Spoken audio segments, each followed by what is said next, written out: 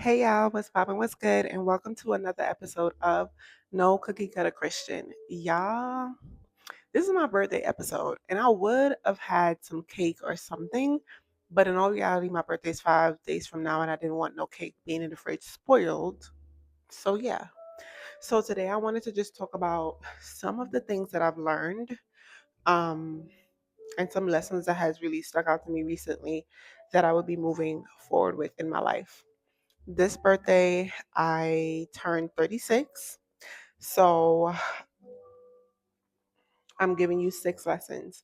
And yeah, birthdays are always a time for me where I reflect on where I am, the things that I've set out to do, the things that I haven't done yet.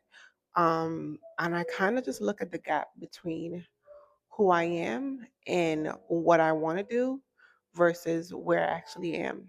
And usually, like in my 30s, I started to get down a little bit about some things. Um, but now I'm learning to just embrace everything. And we're going to go through these lessons and I'm going to tell you a little bit about why, but it's all going to make sense. All right.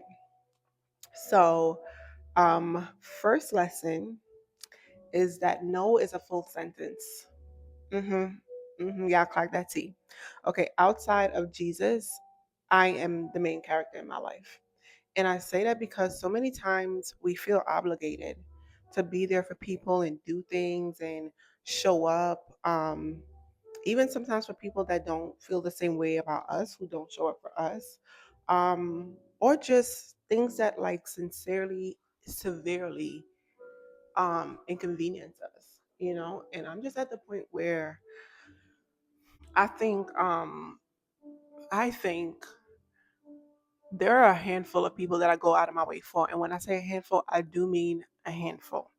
So I have my family, I have my friend, my really close friend. I probably got like 2 really close friends that I would go out of my way for. And even that has boundaries and parameters on it because I can't go out of my way for people to the detriment of myself.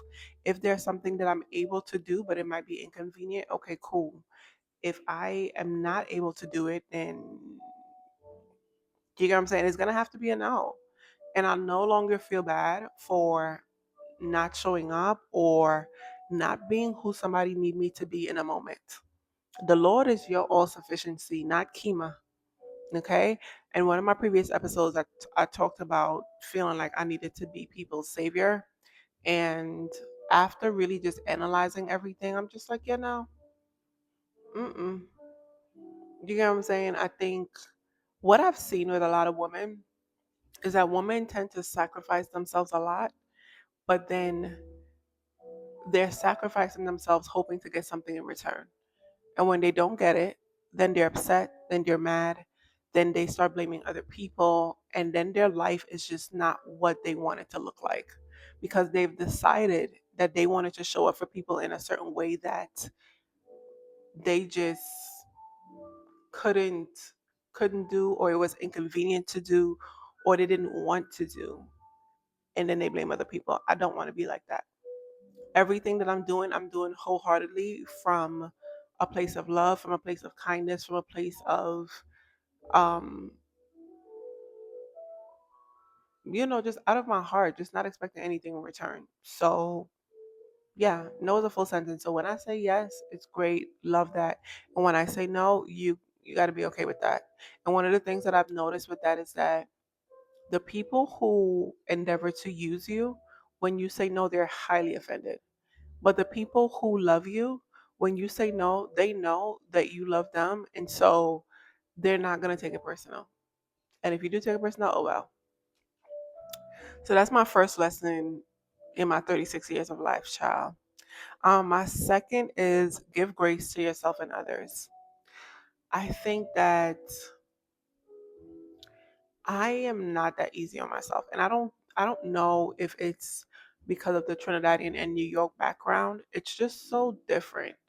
Especially now being in the South, I think um people are just very lenient. And I'm just like, okay, you're gonna give yourself grace until you just keep on doing. At some point, grace becomes lasciviousness. Grace becomes unrestrained behavior.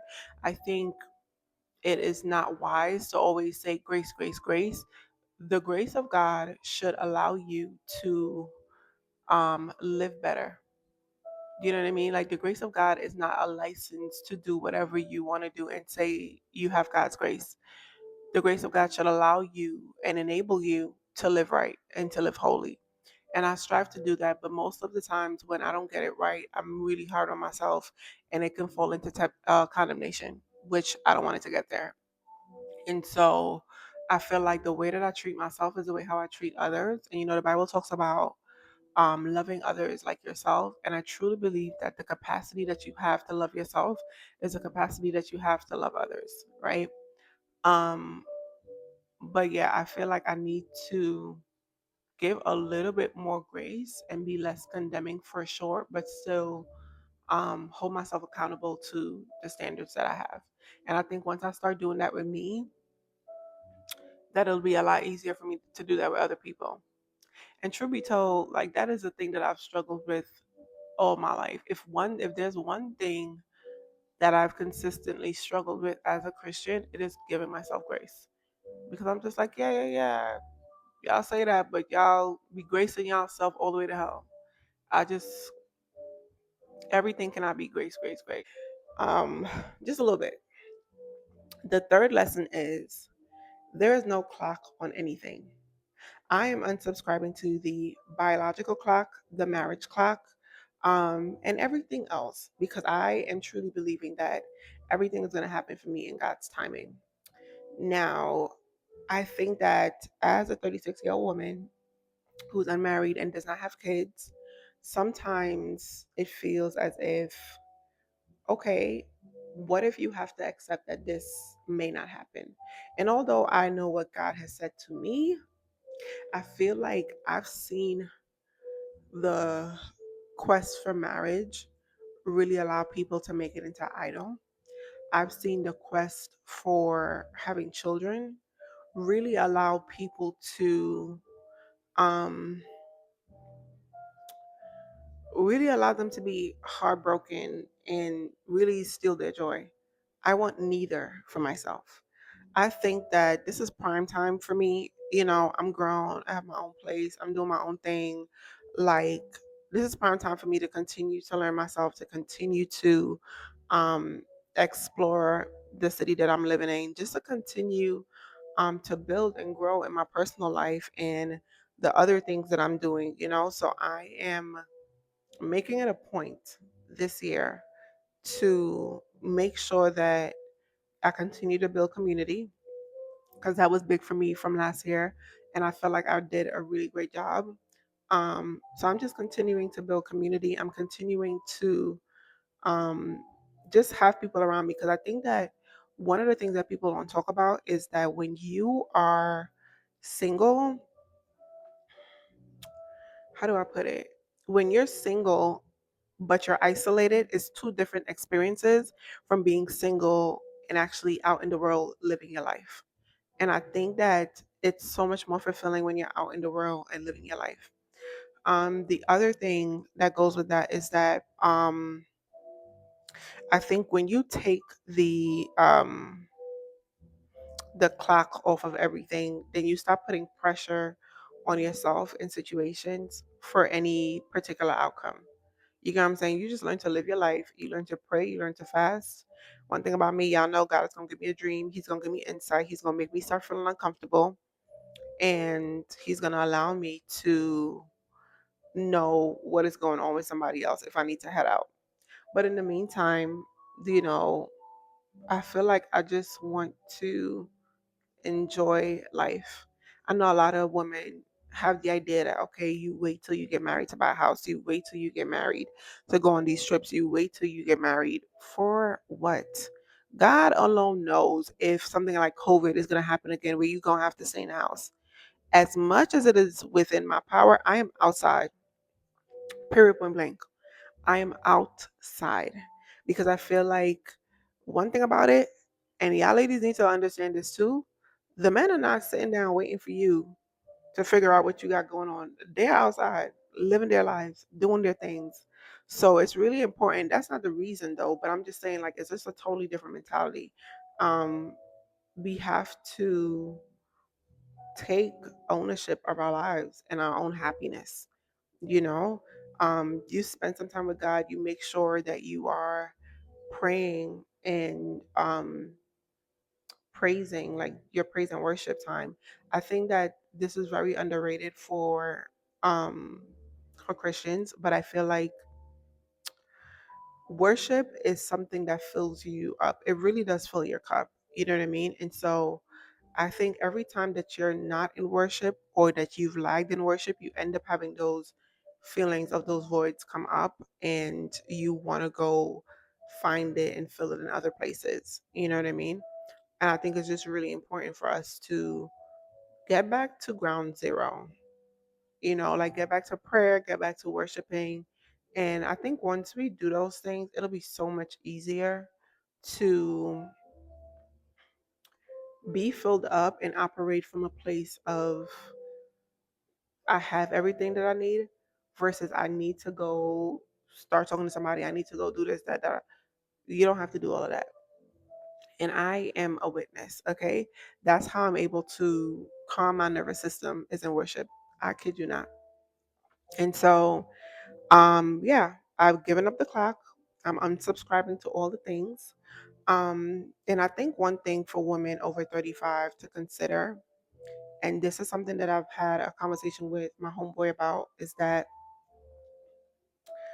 I don't mind adopting. I believe that I'm going to have kids biologically, but I don't mind adopting.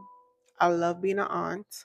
And I feel like, regardless to whichever way my life goes, I'm going to enjoy it and I'm not going to let anything steal my joy. Period, point blank.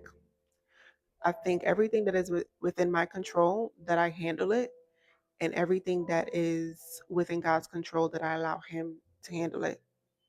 That's it. So, getting rid of all the clocks, okay? The fourth lesson is that I'm fully convinced that I am exactly who God has told me I was. And therefore, I'm going after everything that God said is mine. I think that in my 20s, I kind of just always felt like everything would just come together. I was always a hard worker. I was always focused on something. I was always doing something. And I realized, of course, that nothing is wasted, that God has given me these experiences for reasons, because there's things that I'm doing right now where I already have a little bit of experience in it. I've already done certain things. I already know how to maneuver. But this year, and just in my rest of my 30s and in life in general, I'm going after everything that God said is mine. Like, I'm not lagging. If God said do something, I'm on it. Quick obedience. I am on it because I don't want God to think that, she's not going to do nothing with this. I told her, but she's not going to do nothing with this. I got to give it to somebody else. Or, um, because when, have you ever seen that? Like, God gives you an idea, you do nothing with it. And then 5 years later, somebody else pops up with that same thing and does it. Now you're sitting there like, I know I had this idea. I wrote it down and all the things. Because I don't think, I know people always have the saying of like, what God has for me won't miss me. I do feel like sometimes God uses those experiences to show you, okay, the next thing I give you, I need you to move on it. But I also feel like God's will be done in the earth. And if his will is one thing, let's say for Jesus, for example, right? Let's say God needed Jesus in the earth. Do you think if Mary said no, that Jesus wouldn't be here? Do you think if Mary said no, Jesus wouldn't find another woman? I mean, God wouldn't find another woman? I think we give ourselves a lot of credit thinking that what is for me won't miss me. If you don't do what you're supposed to do, if you're not obedient, then God can't trust you and he can't give you what you believe is yours. You know what I'm saying? So I'm just at the point of now where I'm not taking any instruction for granted. There are times when I miss the interpretation of what God is saying. When he says something I think is one thing, but later on I find out it's something else. I'm just like, okay, I'm just learning to kind of go with the flow. I'm learning to do my part. If I'm wrong, God is going to steer me in the right direction. And you know, if I have it right, then we good. But I'm just not allowing another season of just not doing what God has called me to do, And I see all the ways in which I delayed myself by just not being quick enough to obey. Never doing that again. So yeah, I'm fully convinced that I'm everything that God told me I was, and I'm going for everything. Everything, everything, everything. The fifth lesson is discipleship is necessary for me to be the best version of myself. I am huge on discipleship. I don't think I feel like these days people don't like accountability, and I'm huge on accountability. I'm huge on making sure that I am doing what I'm supposed to do. I think the only way to get to who God has called you to be is by being accountable to other people who love Christ. Do you get what I'm saying? Like, I know a lot of people just kind of do their own thing. They live their Christian walk solo dolo. They feel like everything is just between them and God. And I personally find that a little bit dangerous. I feel like somebody ought to be able to correct you. Somebody ought to be able to, when you're having a moment, that you're able to call somebody and they steer you back on the right path. You understand? Like, I'm really big on having accountability right now. Um, I have my sisters who, I really confide in. I have my friend who I really confide in. And I think everybody in my circle serves a purpose. Everybody is a believer. So everybody's able to hold me accountable to that standard, right? Um, but me personally, I'm doing other things in my life that where it's a little bit deeper, where the discipleship is a little bit deeper. Like we actually walk through life together. We actually um, share things and keep each other accountable to that standard. You know, I feel like I cannot get to who I am without it. And I just even look at the in the Bible, like when Jesus had his disciples, and our call was to go make disciples. You get what I'm saying? Like disciples of Christ, not just like, oh, they're Christians, but actual followers of Christ. That's something that we have to do together. I don't think that that's something that we can do independent of each other. You know how we are called the body of Christ? Like, imagine our physical body, like the arm just trying to function by itself. Do you get what I'm saying? Like you need other parts. If your arm trying to function by itself, the whole hand trying to function by itself, you cannot do anything. You get what I'm saying? The brain got to send all the signals to where it needs to go. And if the brain is trying to function by itself but doesn't have the rest of the body, then nothing can happen. Like everything, what does the Bible say? Every joint supplies. Like every part needs each other. And so I'm just finding more community and making sure that I'm accountable to physical people that I could talk to. Of course, this is not gonna go for everybody, child, because I don't be telling people my business for real. Um, but this is for people who are mature, and I think that if this is something that you want to do, make sure you vet people. Um, make sure they have the fruit of the spirit, make sure their lips are not loose so that you can grow without your business being in the streets. Okay. And I think the last thing is intentionality around people in my life. And the standards went up on everything. You know what I'm saying? I feel like one thing that's so stressful and has been so stressful for me is that I am such a genuine person. Like, I will do my best to be there for people. You get what I'm saying? And it's like the same thing that I was saying with no, prior to this moment, I would bend over backwards to make sure I'm there for people. I would um just do all the things. But there's something that I used to tell my homegirl a while ago. I used to tell her, stop jumping out of windows for people who won't cross the street for you. And I feel like I think of the people in my life like I need you to, there needs to be something about you that I really like, as far as like, there needs to be something that I admire in all the things. If I feel like I want to be like this person, or I don't like how this person move about, these things, me and you're not going to be cool. Like, character is a big deal for me. And one thing I hate with a passion is lies. I hate lies. I hate fraud. I hate scheming. And you'd be surprised how many people are built like that. In any event, I feel like I want to be around people who push me to be my best self. And I push them to do the same. And so everybody can't make the cut. And so while I have a bunch of associates, the inner circle is tight.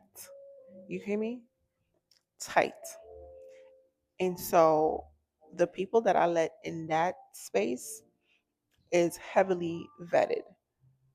And it's so interesting because, and I don't think that people look at this, but one way that I vet people, and y'all can tell me if I'm wrong, but I feel like I'm going to continue to do this.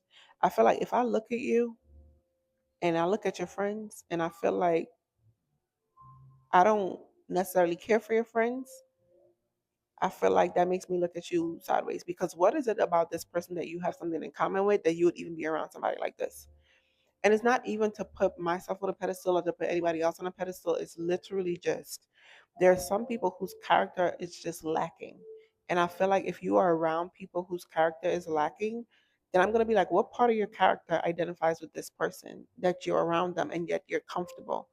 Because one thing about it, if I get around people and they start talking about scheming and doing different things and going under the table with certain things, I'm sorry, this is not my conversation. This is not my stilo. Chances are we're not going to be cool. High chance. 98% we are not going to be cool, because what are we doing? I don't operate like that. You get what I'm saying? And if you do and I peep, I'm out of here. Out of here. You hear me?